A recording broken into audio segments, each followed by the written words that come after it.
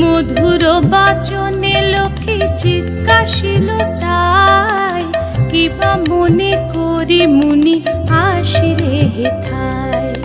কহে মুনি তুমি চিন্ত জগতের হিত, সবার অবস্থা আছে তোমার বিদিত।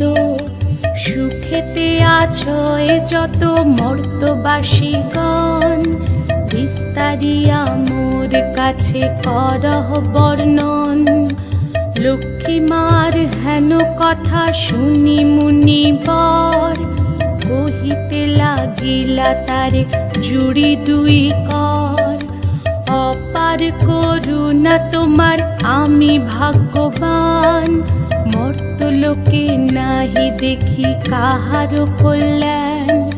সেথায় নাই মা আর সুখ শান্তি লে,